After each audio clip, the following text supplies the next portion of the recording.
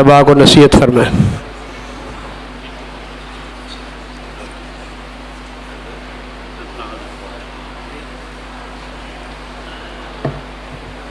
وقت کا خیال کی ذات سے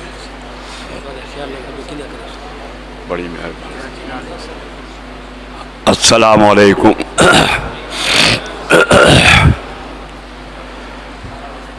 نحمدہ ونصلی علی رسولہ الکریم، اما بعد، اعوذ باللہ من الشیطان الرجیم، بسم اللہ الرحمن الرحیم۔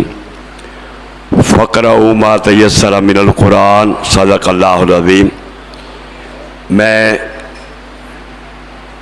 خطبہ بھی لمبا چوڑا نہیں پڑھ رہا اور تقریر بھی نہیں کرنا چاہ رہا، لیکن نام لکھوانے آیا ہوں۔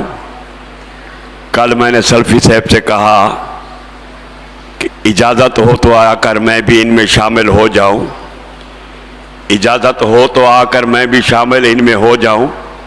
سنا ہے کل تیرے در پر ہجوم عاشقاں ہوگا۔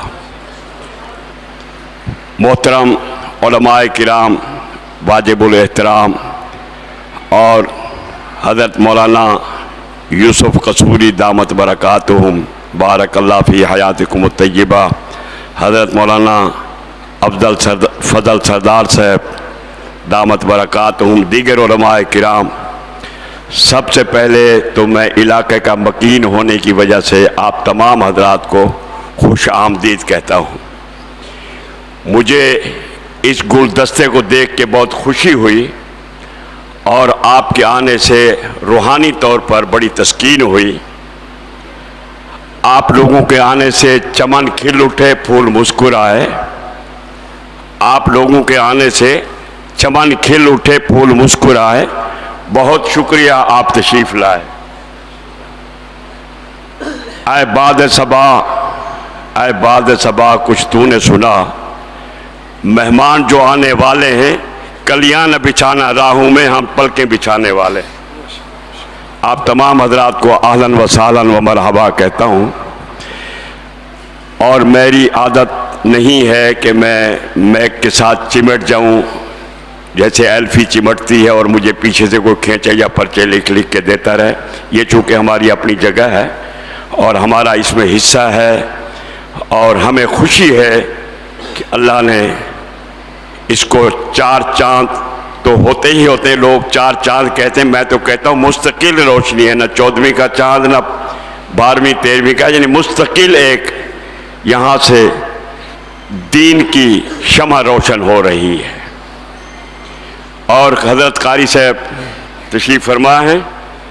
قاری صاحب نے جو تلاوت کی ہے، حقیقت یہ ہے کہ جو آیاتیں انہوں نے پڑھی ہیں، جی چاہتا ہے کہ اس کا ترجمہ کیا جائے، لیکن وسعت دل تو بہت ہے، وسعت سہرا کم ہے، اس لیے مجھے تڑپنے کی تمنا کم ہے۔ حقیقت ہے کہ انہوں نے جو آیاتیں پڑھی ہیں، اس کے اوپر میں واقعات تو بہت ہیں، لیکن ایک واقعہ آپ تمام حضرات کے علم لانے کے لیے سنانا چاہتا ہوں۔ جمال عبد الناصر کسی زمانے میں مصر کا صدر تھا، اور وہ مصر اپنے وفد کے ساتھ روس گیا تھا مصر سے۔ تو برظریف اس وقت صدر ہوتا تھا روس کا۔ یہ ذرا توجہ طلب بات ہے طالب علموں کے لیے، علماء کے لیے، تو میں بھی طالب علم ہوں۔ تو برظریف اس وقت انہوں نے کچھ نہیں کہا، انہوں نے کہا کہ ہم پھر کبھی آئیں گے تو پھر ہم تمہیں بتائیں گے یہ کلام الہی کیا ہے۔ دوسری دفعہ جب جانے لگے تو قاری عبد الباسط صاحب کو ساتھ لے گئے۔ یہ قاری عبد الباسط صاحب نے مجھے مطاب میں خود سنایا تھا یہ قصہ، اس میں کوئی درمیان میں راوی نہیں ہے۔ میں نے سوال پوچھا تھا، کافی پرانی بات ہے، اس زمانے میں رش وغیرہ اتنا نہیں ہوتا تھا۔ میں نے پوچھا تھا کہ آپ خود بھی کبھی متاثر ہوئے، کبھی خود بھی روئے اپنی تلاوت پہ؟ انہوں نے یہ واقعہ سنایا۔ پھر وہاں جب گئے قاری صاحب کو لے کے ساتھ، پھر ان کی میٹنگ مذاکرات جو بھی ہوتے تھے ہوتے رہے۔ بیچ میں جو وقفہ ہوتا ہے، اس دوران جمال عبد الناصر نے کہا کہ ہمارے یہ ساتھی، ہمارے ساتھ مہمان جو آئے ہیں، یہ بھی کچھ کہنا چاہتے ہیں آپ کو. اس کو تو بیچارے کو پتہ نہیں تھا. انہوں نے کہا ہاں. حضرت قاری صاحب نے فرمایا کہ میں نے تلاوت شروع کی اور سورۃ طٰہٰ کی ابتدا کی. طٰہٰ ما انزلنا علیک القرآن لتشقیٰ. علماء بیٹھے ہیں, یہی آیاتیں سن کے تو حضرت عمر ایمان لائے تھے. اگر بات اچھی لگے تو سبحان اللہ کہہ دیں. سنا ہے کہ ایک دفعہ کوئی سبحان اللہ کہتا ہے تو ایک درخت لگ جاتا ہے جنت میں جس کا سایہ اتنا طویل ہوتا ہے کہ 500 سال تک گھوڑا دوڑتا رہے اس کا سایہ ختم نہیں ہوتا. ضعیف حدیث ہو یا جو بھی ہو, بہرحال حدیث ہے. تو ایک خان صاحب تھے, ان کو جب پتہ چلا تو اس نے تسبیح ہاتھ میں لی, سبحان اللہ پہ زور لگاتا رہا. وہ کسی نے کہا یار اور بھی تو ذکر اذکار ہیں, تم خالی خان صاحب سبحان اللہ پہ زور لگاتے ہو. اس نے بولا چاہیے ہم ادھر بھی ٹال کا کام کرتا ہے, ادھر بھی ٹال بنائے گا, درخت لگتا جائے گا, ہم جا کے ٹال کا کام کرے گا. اچھی لگے بات تو سبحان اللہ کہہ دینے میں اچھا ہے, اجر ملتا ہے. تو قاری صاحب نے سورۃ طٰہٰ شروع کی اور قاری صاحب نے فرمایا کہ میں خود بھی رویا, وہ بھی رو رہے تھے جو ایمان والے نہیں تھے. قرآن کا یہ اثر ہوتا ہے. میں بتانا یہ چاہتا ہوں. تو بعد میں جب ان سے جمال عبد الناصر والے وفد نے پوچھا بھئی تم روئے کیوں, انہوں نے کہا ہمیں پتہ نہیں ہے, بھئی یہ کلام کر رہا تھا ہم رو رہے تھے, ہمیں رونا آ گیا, آنسو خود بخود نکلے ہیں. تو قرآن کے اندر اللہ نے تاثیر رکھی ہے اور قرآن والوں نے, اللہ کا فضل ہے, پاکستان کو سنبھالا بھی ہے, سنبھال بھی رہے ہیں. جو قرآن کی تعلیم کی برکات بھی اس دھرتی پر نہیں بلکہ پوری کائنات میں پھیل رہی ہے. اگر ہمیں علماء کو, ہم سے مراد علماء, اگر کچھ اختیارات ہوتے تو الحمدللہ ملک میں امن بھی ہوتا, سکون بھی ہوتا اور اسلام کا نظام بھی نافذ ہو چکا ہوتا. لیکن افسوس کہ بکری کا چرواہ بھیڑیا کو بنا دیا جاتا ہے.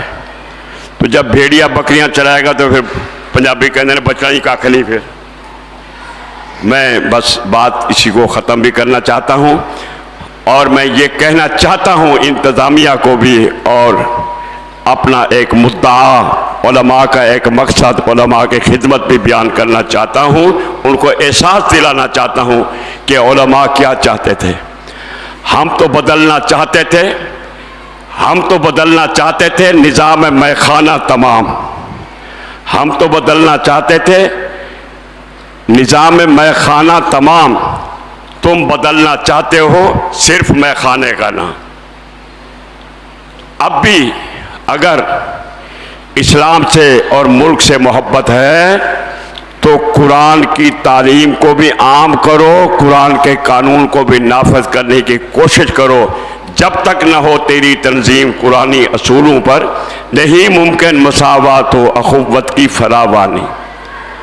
آج اگر تو آستانہ حق پہ جبیں رکھ دے, زمانہ چھونپ دے تجھ کو زمام نو انسانی. اللہ سب کو ہدایت دے اور علماء کی بڑی خدمات ہیں. اللہ تعالیٰ اس کو قبول و مقبول فرمائے. اور مولانا احسن سلفی صاحب, انتظامیہ کے دوسرے دیگر حضرات اور طلباء کو میں اپنی طرف سے مبارکباد بھی پیش کرتا ہوں. میرے پاس جب بھی آتا ہوں وقت کی قلت ہوتی ہے. احسن سلفی صاحب سے ڈر بھی لگتا ہے کیونکہ ہم ان کے پڑوس میں رہتے ہیں, تو اس وجہ سے بھی میں آ جاتا ہوں. اور مقصد یہ بھی ہوتا ہے کہ علماء کی زیارت بھی ہو جائے گی. بس اسی پہ میں کہتا ہوں فقیرانہ آئے صدا کر چلے, فقیرانہ آئے صدا کر چلے, میاں خوش رہو تم ہم دعا کر چلے. وآخر دعوانا الحمدللہ رب العالمین.